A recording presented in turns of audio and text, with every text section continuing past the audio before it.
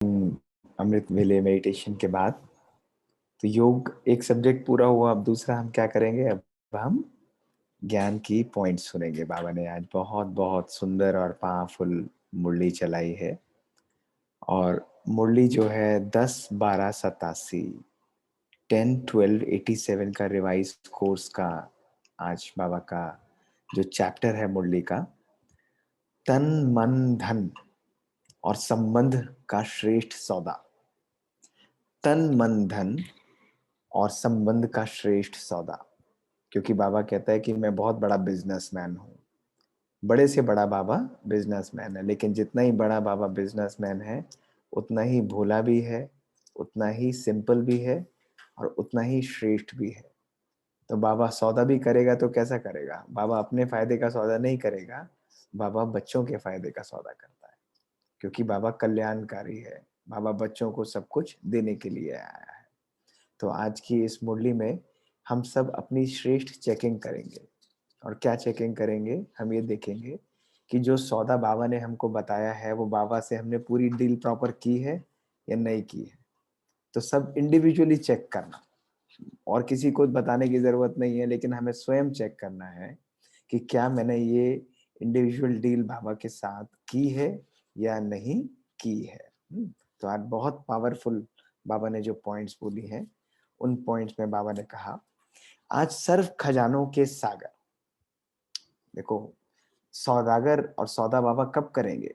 जब बाबा स्वयं अपनी महिमा करके बोलेगा कि मैं सब चीजों का सौदागर हूं, यानी सब चीजों से मैं भरपूर हूं। तो बाबा ने बोला, आज सर्व खजानों के सागर रत्नागर बाबा अपने बच्चों को देख मुस्कुरा रहे हैं। कि सर्व खजानों के रत्नागर बाप के सौदागर बच्चे, अर्थात सौदा करने वाले कौन है और किससे सौदा किया है। तो हम कौन हैं? बाबा पूछता है कि किसने सौदा किया है और किससे सौदा किया है। तो बाबा ऐसे बच्चों को देख मुस्कुरा रहे हैं। परमात्मा सौदा देने वाले और परमात्मा से सौदा करने वाली सूरतियां कितनी भोली हैं और सौदा कितना बड़ा किया है। कहते हैं बाबा के जो बच्चे हैं कितने भोले हैं, और किसको पकड़ लिया, किससे सौदा कर डाला? परमात्मा से सौदा कर डाला। यह इतना बड़ा सौदा करने वाली सौदागर आत्माएं हैं। इतना बड़ा सौदा करने वाली सौदागर आत्माएं हैं। यह दुनिया वालों को समझ में नहीं आ सकता है। तो बाबा कहते हैं कि इतना बड़ा सौदा, देखो हम गुप्त गुप्त बैठकर अपने घर में बैठे बैठे हमने कितना बड़ा सौदा कर डाला, और लोग आज भी बाबा को ढूंढ रहे हैं, उससे सौदा करने के लिए उसके पीछे पीछे भटक रहे हैं। और उनको तो सौदा करने का मौका ही नहीं मिलता, वो तो भीख मांग कर ही रह जाते हैं। दुनिया वाले जिन आत्माओं को नाउमीद, अति गरीब समझ, असंभव समझ किनारा कर दिया। दुनिया वालों ने जिन आत्माओं को अति गरीब, नाउमीद और असंभव समझ किनारा कर दिया कि यह कन्याएं, यह माताएं परमात्मा प्राप्ति के क्या अधिकारी बनेंगे। ये कन्याएं माताएं परमात्मा अधिकारी के क्या अधिकारी बनेंगे। लेकिन बाप ने पहले माताओं कन्याओं को ही इतना बड़े ते बड़ा सौदा करने वाली श्रेष्ठ आसामी बना दिया। देखा, जिन आत्माओं को दुनिया ने धिक्कारा है, जिन आत्माओं को कहा कि नारी नरक का द्वार है, ऐसे ऐसे शब्द सुनते थे ना महात्माओं के द्वारा, तो बाबा ने कहा कि उनको ही आकर बाबा ने सबसे पहले उठाकर बड़े से बड़े परमात्मा के साथ सौदा करने वाला श्रेष्ठ आसामी बना दिया। वर्ड देखिए कितना सुंदर है। परमात्मा आज सौदा की बात कर रहा है, तो बच्चों को क्या टाइटल दिया? श्रेष्ठ आसामी है हम लोग। तो सदा अपने आप से पूछें कि हम भी श्रेष्ठ आसामी हैं या नहीं है। ज्ञान का कलश, ज्ञान का कलश पहले किसको दिया? ज्ञान का कलश पहले किसको दिया? माताओं को दिया। पहले माताओं और कन्याओं के ऊपर रखा। यज्ञ माता जगत अम्बा निमित गरीब कन्या को बनाया। यज्ञ माता जगत अम्बा निमित गरीब कन्या को बनाया। जगदम्बा सरस्वती तो थी, कुशाग्र बुद्धि थी, लेकिन बहुत बहुत गरीब परिवार की थी। लेकिन आप देखो कि यज्ञ में कुछ स्थूल धन ना लाते हुए भी उस आत्मा ने अपने पुरुषार्थ के द्वारा क्या पद प्राप्त किया? नंबर 1 श्रेष्ठ पद प्राप्त किया। माताओं के पास फिर भी अपनी कुछ ना कुछ छिपी प्रॉपर्टी रहती है, लेकिन कन्याएं माताओं से भी गरीब होती हैं। माताएं तो फिर भी कुछ रखती है, लेकिन कन्याएं माताओं से भी गरीब होती हैं। तो बाप ने गरीब से गरीब को पहले सौदागर बनाया और सौदा कितना बड़ा किया। तो पहले बाबा ने डील करी और डील कितना उनको अपना सौदागर बनाया और फिर कितना बड़ा सौदा कर दिया। जो गरीब कुमारी से जगत अम्बा सो धन की देवी लक्ष्मी बना दिया। देखा? तो गरीब कन्या से जगदम्बा सरस्वती जो है वही जाकर क्या बनती है? धन की देवी लक्ष्मी बनती है। तो आज दिन भल कितने भी मल्टी मिलियनियर करोड़पति हों, आज के दिन संसार में भल कितने भी मल्टी मिलियनियर करोड़पति हों, लेकिन लक्ष्मी के आगे जाकर धन जरूर मांगेंगे और पूजा जरूर करेंगे। रत्नागर बाप अपने सौदागर बच्चों को देख हर्षित हो रहे हैं। तो सब चेक करें कि हमने बाबा के साथ सौदा किया है या नहीं किया है। किया है या सोच रहे हैं? सबने कर लिया ना? सबने किया सौदा या नहीं किया? हाथ खड़ा करके बताइए, किया या नहीं किया? सभी ने किया सौदा या नहीं किया? बहुत गहन है। अभी बाबा सौदा बताएगा, क्या सौदा करता है। अभी तो बाबा ने बताया है कि बाबा बच्चों को चूज कर रहा है सौदा करने के लिए, लेकिन अब बाबा कहेंगे कि देखो क्या सौदा किया है। तो ऐसे रत्नागर बाप अपने सौदागर बच्चों को देख हर्षित हो रहे हैं। एक जन्म का सौदा करने से, एक जन्म का सौदा करने से अनेक जन्म सदा माला माल भरपूर हो जाते हैं। अनेक जन्म माला माल भरपूर हो जाते हैं। और निमित्त सौदा करने वाला भल कितना भी बड़ा बिजनेसमैन हो, लेकिन वह सिर्फ धन का सौदा, वस्तु का सौदा करेंगे। लेकिन एक बेहद का बाप है जो धन का भी सौदा करते हैं। बाबा कहते हैं मैं धन का भी सौदा करता हूं, मन का भी सौदा करता हूं, तन का भी सौदा करता हूं, और श्रेष्ठ सदा संबंध का भी सौदा करते हैं। सुना? क्या सौदा कर रहे हैं? यहाँ पे तो स्थूल धन में जो सौदा होगा वो कहेंगे भाई इतना दोगे तो इतना मिल जाएगा। लेकिन एक बाबा है जो धन का भी सौदा करते हैं, मन का भी करते हैं, तन का भी करते हैं, और श्रेष्ठ संबंध का भी सौदा करते हैं। ऐसा दाता कोई देखा है? कोई है ऐसा दुनिया में?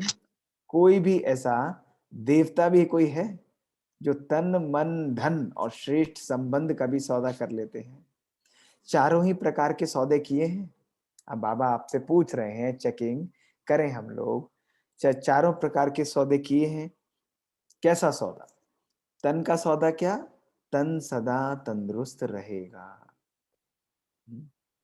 कभी हमारे परिवार या कभी कभी कैसे आती हैं, कुछ बीमारियां आती हैं, कुछ परेशानियां आती हैं, लेकिन ये तन का तंदुरुस्त रहना, बाबा कहता है ये केवल सतयुग और उसमें नहीं, लेकिन जो बच्चे योग युक्त हैं बाबा उनकी भी बीमारियों को इस समय सूली से काटा और कांटे से रुई करके उड़ा देता है, क्योंकि उसकी महसूसता समाप्त हो जाती है।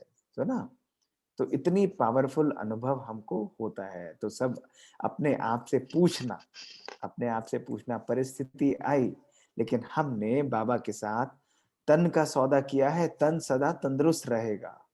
और मन का सौदा, मन कैसा रखना चाहते हैं?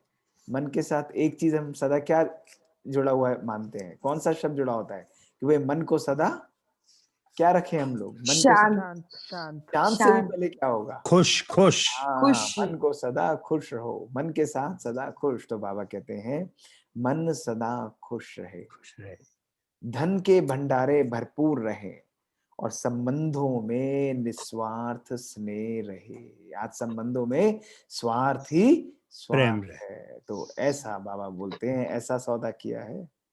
और गारंटी है। गारंटी क्या है? आजकल जो भी मूल्यवान वस्तु होती है उसकी गारंटी होती है ना। आप एक घड़ी लेंगे, एक अंगूठी लेंगे, एक गाड़ी लेंगे, तो क्या होगा भाई? 5 साल की गारंटी है, 10 साल की फुल गारंटी है। तो बाबा कहते हैं 5 वर्ष 10 वर्ष की गारंटी देंगे और क्या करेंगे। लेकिन रत्नागर बाप कितने समय की गारंटी देते हैं? कितने समय की गारंटी देते हैं?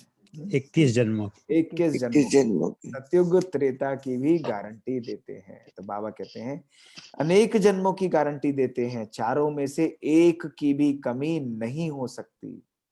अब सुनना, चाहे प्रजा की भी प्रजा बने, चाहे प्रजा की भी प्रजा बने, लेकिन उनको भी लास्ट जन्म तक अर्थात त्रेता के अंत तक ये चारों ही बातें प्राप्त होंगी। तन मन धन और संबंध का सुख सदा प्राप्त होगा। ऐसा सौदा कब किया? अब तो किया है ना सौदा, पक्का सौदा किया है या कच्चा सौदा किया है? बाबा पूछ रहे हैं, अपने आप से चेक कर ले। कभी खुशी कभी गम, कभी बाबा के ऊपर विश्वास नहीं जाएगा, कभी इधर उधर जाएंगे। तो बाबा पूछ रहे हैं पक्का सौदा किया है? परमात्मा से कितना सस्ता सौदा किया है? क्या दिया? क्या दिया बाबा को? बाबा कहता है कोई काम की चीज दी है? कोई भी काम की चीज बाबा को दी है? बाबा कहता है फॉरेनर्स बाप दादा के पास सदैव दिल बनाकर भेजते हैं। बाबा के पास जब भी आते हैं ना तो कार्ड में भी दिल होता है, और वो वैसे भी दिल हार्ट का कुछ शेप्स का बनाकर भेजते हैं। पत्र भी दिल के चित्र के अंदर लिखेंगे, गिफ्ट भी दिल की भेजेंगे, तो दिल दे दिया ना। लेकिन कौन सी दिल दी? एक दिल के कितने टुकड़े हुए पड़े थे। आज बाबा पूरे मूड में है? बिल्कुल अपना बाबा ऐसे वंडरफुल बातें बाबा बता रहे हैं कि बाबा कहते हैं अच्छा दिल भी दिया, लेकिन कौन सा दिल दिया? टूटा हुआ दिल दिया। कितने टुकड़े हुए पड़े थे। माँ बाप चाचा मामा, कितनी लंबी लिस्ट है। अगर संबंधों की लिस्ट निकालो तो कलयुग में कितनी लंबी लिस्ट होगी। एक संबंध में दिल दिया, दूसरी वस्तुओं में भी दिल दी, तो दिल लगाने वाली वस्तुएं कितनी हैं, व्यक्ति कितने हैं, सब में दिल लगा के दिल ही टुकड़ा टुकड़ा कर दिया। मेरा घर, मेरे माँ बाप, मेरा धन, मेरी गाड़ी, मेरा घड़ी, मेरे सब कुछ हम लोग मेरा मेरा करते हुए हमारा दिल इधर भी है, मेरा दिल उसमें भी जाता है। तो बाबा कहते हैं इतने ऐसे दिल के कितने टुकड़े टुकड़े कर दिए, और बाप ने अनेक टुकड़े वाली दिलों को एक तरफ फिर जोड़ लिया। अनेक टुकड़े वाली दिल को एक तरफ जोड़ लिया, तो दिया क्या और लिया क्या? देखो वंडरफुल है ना। सौदा भी करा, लेकिन दिया क्या और लिया क्या? और सौदा करने की विधि कितनी सहज है। सौदा भी कैसे किया? सेकंड का सौदा किया है। क्या विधि है? वो मैजिकल शब्द क्या है? कोई गेस कर सकते हैं वो मैजिकल शब्द क्या है? मेरा बाबा।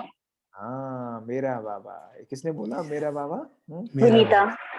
तो बाबा ने कह दिया कि एक ही मैजिकल शब्द है। बाबा ने कहा बाबा शब्द ही विधि है। एक शब्द की विधि है, इसमें कितना समय लगता है। सिर्फ दिल से कहो बाबा तो सेकंड में सौदा हो गया। कितनी सहज विधि है। इतना सस्ता सौदा सिवाय संगम के और इस युग में कोई कर नहीं सकते हैं, कोई कर नहीं सकते हैं। तो सौदागरों की सूरत मूरत देख रहे थे। दुनिया के अंतर में कितने भोले भोले हैं, लेकिन कमाल तो इन भोलो भोलों ने ही किया है। सौदा करने में होशियार निकल गए। जहां दुनिया वाले अपने धन में फंसे ही रह गए, ढूंढते ही रह गए, वहां भोले बच्चे बाबा के उन्होंने सौदा करके अपना नंबर 1 पद पा लिया। तो बाबा कहते हैं तो कमाल तो इन भोलो भोलों ने किया है, भोले भालों ने किया है। सौदा करने में होशियार निकले। आजकल के बड़े नामी ग्रामी धनवान, नामी ग्रामी धनवान धन कमाने के बजाय धन को संभालने की उलझन में पड़े हैं। तो बाबा आज की दुनिया की हिसाब बता रहा है। उसी उलझन में बाप को पहचानने की फुर्सत ही नहीं है।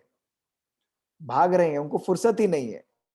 कितने ही आप देखो घरों घरों में ही ऐसे लोग हैं जो कि केवल कार्य और धन, धन और कार्य, लेकिन परमात्मा को पहचानने की फुर्सत ही नहीं है। अपने को बचाने में, धन को बचाने में ही समय चला जाता है। अगर बादशाह भी हैं तो फिकर वाले बादशाह हैं, फिकर वाले बादशाह हैं, क्योंकि धन भी काला है इसलिए फिकर वाले बादशाह हैं। और आप बाहर से बिन कौड़ी वाले हो, लेकिन बेफिक्र बादशाह हो। बेफिक्र बादशाह हो, बेगर होते हुए भी बादशाह हो। बाबा कहते हैं हम क्या है, बेगर होते हुए भी बादशाह हो। शुरू शुरू में साइन क्या करते थे, बेगर टू प्रिंस, अभी भी बादशाह और भविष्य में भी बादशाह। तो अभी भी बादशाह हैं हम लोग या नई बादशाह हैं अभी हम लोग? हाँ, सुना आपने, बाबा ने हमको टाइटल दिया कि मेरे बच्चे क्या हैं, अभी भी बादशाह हैं। तो कौन कौन समझते हैं हम अभी भी बादशाह हैं? बादशाह हैं हम लोग या नई बादशाह हैं? बादशाह। बेफिक्र वो बादशाह। ताज वाले बादशाह हैं, बेफिक्र बादशाह है। बाबा ने हमको डबल ताज दिया है। तो बाबा कहते हैं कि बेगर होते हुए भी बादशाह हो। आजकल के जो नंबर 1 धनवान आसामी हैं, उनके सामने, बहुत वंडरफुल बात बाबा ने बोली है, आजकल के जो नंबर 1 धनवान आसामी हैं, उनके सामने आपके त्रेता के अंत वाली प्रजा भी ज्यादा धनवान होगी। अंत वाली प्रजा भी ज्यादा धनवान होगी। आजकल की संख्या के हिसाब से सोचो, धन तो वही होगा और दबा हुआ धन ही निकलेगा। तो जितनी बड़ी संख्या उसी प्रमाण धन बटा हुआ है, और वहां संख्या कितनी होगी उसी हिसाब से देखो कि कितना कितना धन होगा। यहाँ 550 करोड़ और वहां केवल 9 लाख। प्रजा को कोई भी अप्राप्त वस्तु नहीं होगी। तो क्या हुए, बादशाह हुए ना। बादशाह का अर्थ यह नहीं है कि तख्त पर बैठे। बादशाह अर्थात भरपूर, कोई अप्राप्ति, कोई भी कमी नहीं है, इसलिए हम बादशाह हैं। तो बादशाह इस समय हम हैं या नहीं है? जब परमात्मा हमको मिल गया तो पूरे बादशाह है। कोई भी अप्राप्ति हमको जीवन में रह सकती है या कोई भी अप्राप्ति हमको जीवन में नहीं रह सकती? बताइए। हाँ, अगर कोई परमात्मा अप्राप्ति नहीं मिल रह गया सकती है। तो कोई भी अप्राप्ति हमको है या नहीं? कौन कौन हम में से अप्राप्ति स्वरूप आत्मा है, वो हाथ उठाइए। कोई अप्राप्ति स्वरूप आत्मा है या नहीं है? कोई भी अप्राप्ति स्वरूप आत्मा नहीं है। तो बाबा कहता है जब परमात्मा मिल गया तो अप्राप्त नहीं है कोई वस्तु। तो बादशाह हुए ना। बादशाह का अर्थ अर्थात भरपूर, कोई भी अप्राप्ति और कमी नहीं। ऐसा सौदा कर लिया है, कर रहे हो या अभी सोच रहे हो?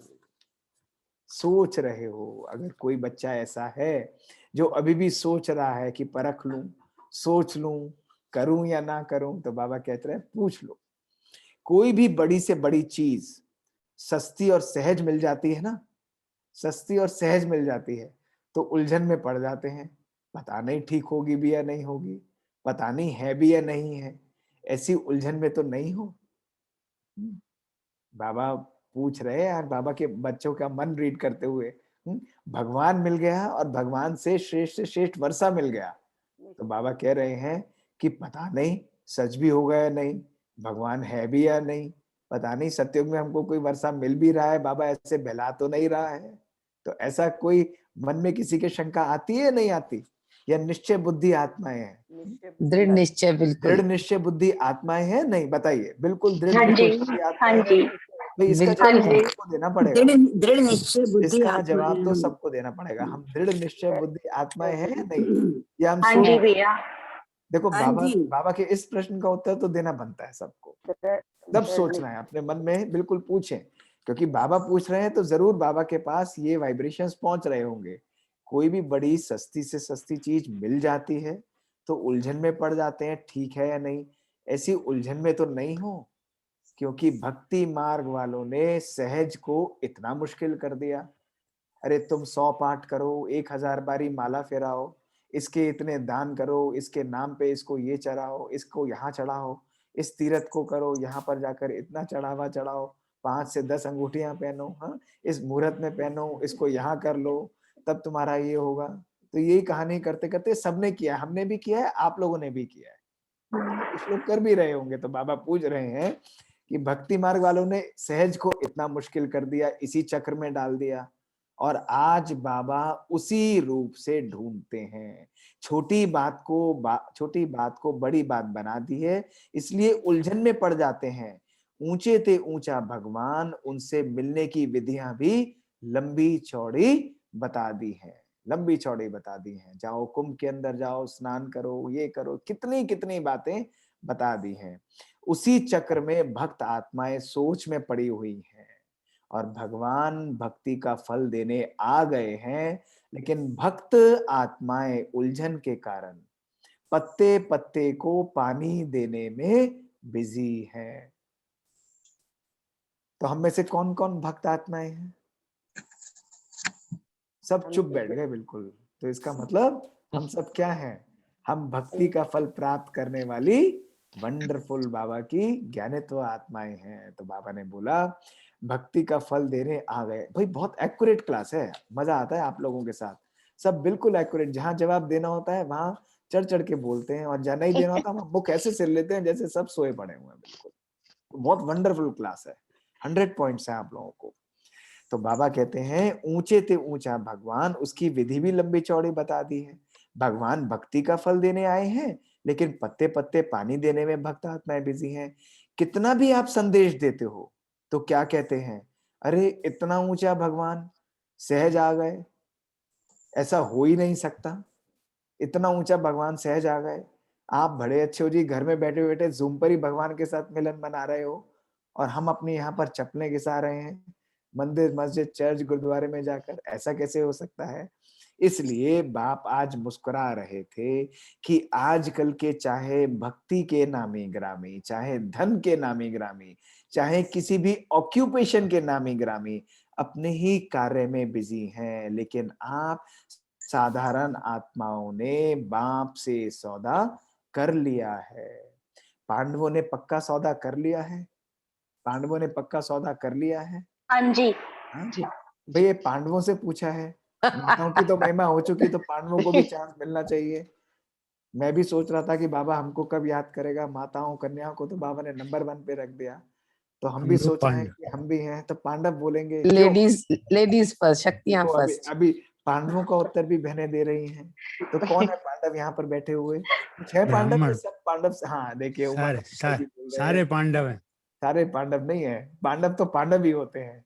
कन्याएं और माताओं को तो बाबा ने दे दिया है, तो पांडव दिख नहीं रहे। सब वुमेन पावर यहाँ पर बैठी हुई है। सुशील भाई बैठे हैं। हाँ जी भैया। चलिए वंडरफुल। तो बाबा कहते हैं कि पांडवों ने पक्का सौदा कर लिया है। डबल फॉरनर सौदा करने में होशियार है। सौदा तो सबने किया है, लेकिन सब बाद में नंबरवार हो जाते हैं। बाबा ने सबको खजाने एक जैसे दिए हैं, अखुट सागर है, लेकिन बाप को देने में नंबरवार देने की आवश्यकता नहीं है। जैसे आजकल की विनाशकारी आत्माएं कहती हैं कि विनाश की इतनी सामग्री तैयार की है जो कई दुनियाएं विनाश हो सकती हैं, तो बाप दादा भी कहते हैं कि बाप के पास इतना खजाना है जो सारी विश्व की आत्माएं आप जैसे समझदार बनकर सौदा कर लें तो भी अखुट है, समाप्त नहीं हो सकता है। जितनी आप ब्राह्मणों की संख्या है उससे और पदम गुणा भी आ जाएं तो ले सकते हैं। इतना अथाह खजाना है, लेकिन लेने में नंबरवार हो जाते हैं। अब बाबा ने महिमा की, खजानों का बताया, खजानों की सारी प्राप्तियों के बारे में बताया, सब चीजें बाबा ने बताई, लेकिन अब बाबा बता रहा है नंबरवार हो जाते हैं। खुले दिल से सौदा करने में हिम्मतवान थोड़े ही निकलते हैं, इसलिए 2 प्रकार की माला पूजी जाती है। कहाँ अष्टरत्न, कहाँ 16,000 का लास्ट का दाना। कितना अंतर हो गया। सौदा करने में तो एक जैसा है ना। लास्ट नंबर भी कहता है बाबा और फर्स्ट नंबर भी कहता है बाबा। अष्टरत्नों की भी बाबा कहेंगे, 16,108 वालों की भी। तो सब कहते हैं बाबा। शब्द में अंतर नहीं है, सौदा करने की विधि भी एक है और देने वाला दाता भी एक जैसा है। लेकिन ज्ञान का खजाना, शक्तियों का खजाना, जो भी संगम युगी खजाने हैं, सबके पास एक ही जैसे हैं। जिसको किसको सर्व शक्तियां दी हैं और किसको एक शक्ति दी है और किसको एक गुण या किसी को सर्व गुण दिया है, ये अंतर बाबा ने नहीं किया है। Double underline. हम सबको सर्व शक्तिवान बाबा ने हम सबको ये नहीं बोला कि तेरे को सहन शक्ति देता हूं, तेरे को शांति की शक्ति देता हूं। बाबा कहता है तेरे को सब शक्तियां देता हूं, ताकि समय पर तेरे को जो शक्ति चाहिए वो तुझे प्राप्त होगी। तो सभी का टाइटल एक ही है, आदि मध्य अंत के ज्ञान को जानने वाले त्रिकालदर्शी मास्टर सर्वशक्तिवान है। आज का टाइटल नोट करेंगे। बाबा ने कहा मास्टर त्रिकालदर्शी मास्टर सर्वशक्तिवान है। ऐसा नहीं है कोई सर्वशक्तिवान, कोई सिर्फ एक शक्तिवान है, ऐसा नहीं है। सभी को सर्व गुण संपन्न बनने वाली देव आत्माएं गुण मूरत कहते हैं। खजाना सभी के पास है। एक मास से स्टडी करने वाला भी ज्ञान का खजाना ऐसे ही वर्णन करता जैसे 50 वर्ष करने वाले वर्णन करते हैं। अगर एक एक गुण पर, शक्तियों पर भाषण करने के लिए कहें तो बहुत अच्छा भाषण कर सकते हैं। बुद्धि में है तब तो कर सकते हैं ना। तो खजाना सबके पास है तो अंतर क्यों हो गया। नंबरवार सौदागर खजाने को स्व के प्रति मनन करने से कार्य में लगाते हैं। सुना, नंबर 1 सौदागर, नंबर 1 की क्वालिटी बाबा बता रहे हैं। नंबर 1 सौदागर खजाने को स्व के प्रति मनन करने से कार्य में लगाते हैं। उसी अनुभव की अथॉरिटी से अनुभवी बन दूसरों को बांटते हैं। खजाना बहुत है। हम पूरे दिन सुनते रहते हैं, मुरलियां हैं, क्लासेस हैं, लेकिन इससे नहीं हमारी चार्जिंग बढ़ेगी। चार्जिंग बढ़ेगी जब हम उसको मनन करके स्व के प्रति कार्य में लगाएंगे और उसी के साथ अनुभव की अथॉरिटी बनकर दूसरों को भी वो खजाना बांटेंगे। कार्य में लगाना अर्थात खजाना बढ़ाना।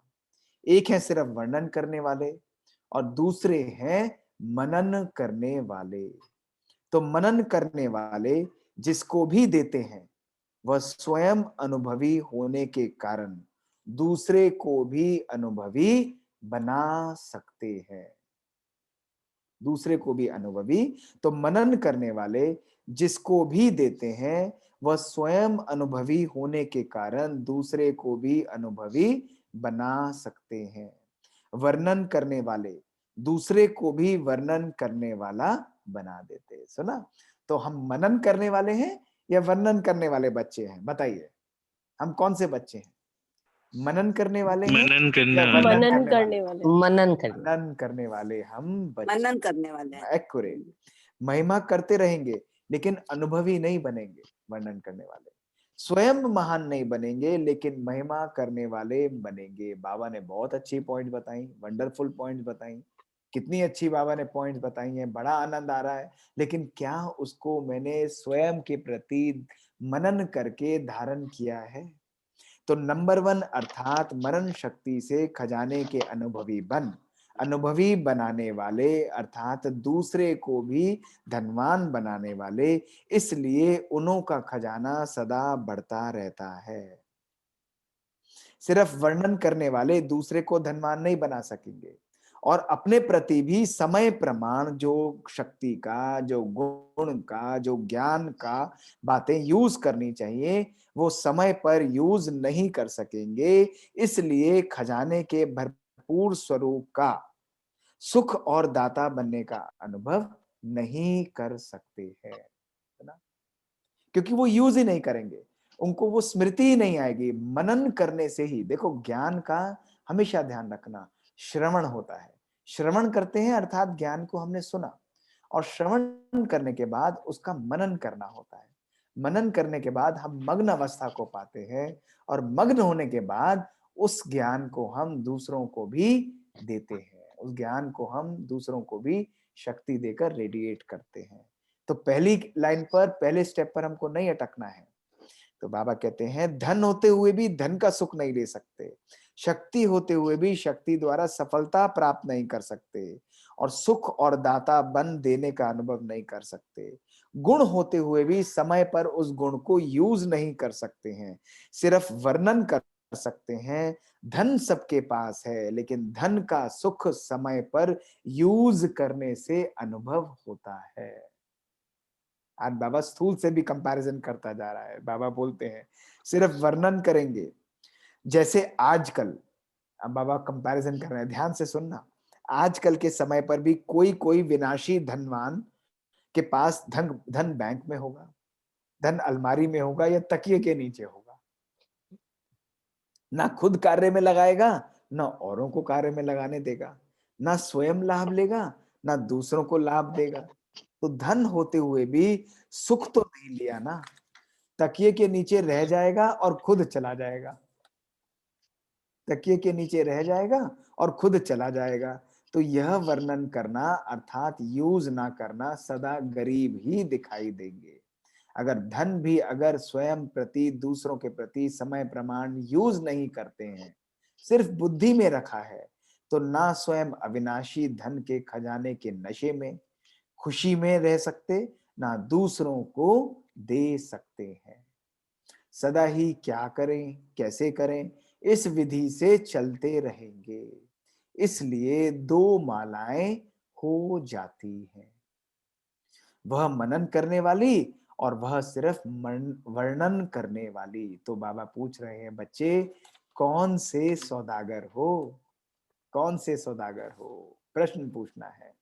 बाबा ने मनन करने वाले। टाइटल दे दिया, बाबा ने जब हमको टाइटल दे दिया कि त्रिकालदर्शी मास्टर सर्वशक्तिवान है, तो बाबा पूछ रहे हैं नंबर 1 वाले हो या दूसरे नंबर वाले हो। इस खजाने का कंडीशन है, शर्त है। क्या कंडीशन और शर्त है? जितना दूसरों को देंगे, जितना दूसरों को देंगे, जितना कार्य में लगाएंगे, उतना बढ़ता जाएगा। वृद्धि होने की विधि ही यह है, वृद्धि होने की विधि ही यह है। इसमें विधि को ना अपनाने कारण स्वयं में भी वृद्धि नहीं और दूसरों की सेवा में भी वृद्धि नहीं होती है। संख्या की वृद्धि नहीं कह रहे हैं, बाबा कह रहे हैं संख्या की वृद्धि नहीं कह रहे हैं, संपन्न बनाने की वृद्धि कह रहे हैं। कई स्टूडेंट्स की संख्या में गिनती में आते हैं, लेकिन अब तक भी कहते रहते समझ में नहीं आता योग क्या है, बाबा को कैसे याद करें, अभी शक्ति नहीं है। तो स्टूडेंट्स की लाइन में तो है ना, रजिस्टर में नाम है, लेकिन धनवान तो नहीं बनाना, मांगता ही रह जाएगा। कभी कोई टीचर के पास जाएगा मदद दे दो, कभी बाप से रू रेहान करेगा मदद दे दो, तो भरपूर तो नहीं हुआ ना। तो स्वयं भी अपने प्रति मनन शक्ति से धन को बढ़ाना है। तो बाबा स्थूल धन की नहीं, बाबा हमारे आत्मिक धन, हमारी शक्तियों की बात कर रहा है। तो जो स्वयं भी अपने प्रति मनन शक्ति से धन को बढ़ाता है और दूसरे को भी धन में आगे बढ़ा सकता है, मनन शक्ति अर्थात धन को बढ़ाना। डबल अंडरलाइन, ट्रिपल अंडरलाइन, मनन शक्ति अर्थात धन को बढ़ाना। तो धनवान की खुशी, धनवान का सुख अनुभव करना, समझा, मनन शक्ति का बहुत बहुत महत्व है। पहले भी थोड़ा इशारा सुनाया था और भी मनन शक्ति के महत्व को आगे सुनाएंगे। अभी चेक करने का काम देते हैं, रिजल्ट आउट हो और फिर आप कहो हमें तो पता ही नहीं चला, यह बात तो बाबा ने कही नहीं थी, इसलिए रोज सुनाते हैं। चेक करना अर्थात चेंज करना, चेक करना अर्थात चेंज करना।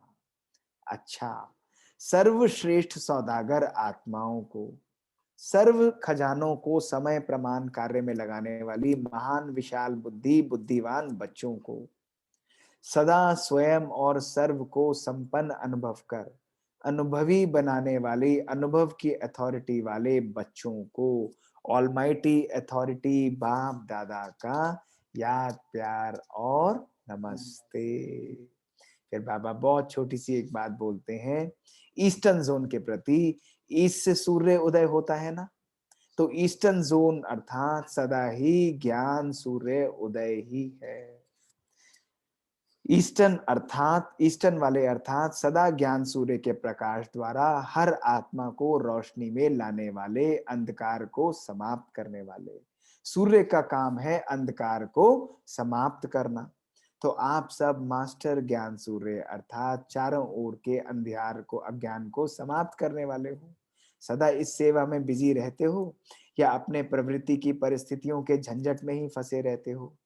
सूर्य का काम है रोशनी देने में के कार्य में बिजी रहना, चाहे प्रवृत्ति में, चाहे कोई व्यवहार में हो, चाहे कोई परिस्थिति सामने आए, लेकिन अगर सूर्य रोशनी देने के कार्य के बिना नहीं रह सकता।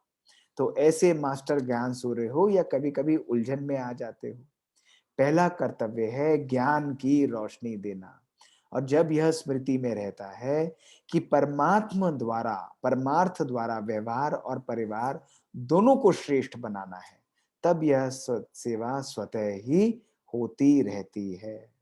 जहां परमार्थ है वहां व्यवहार सिद्ध और सहज हो जाता है, और परमार्थ की भावना से परिवार भी सच्चा प्यार और एकता भी स्वतः ही आ जाती है।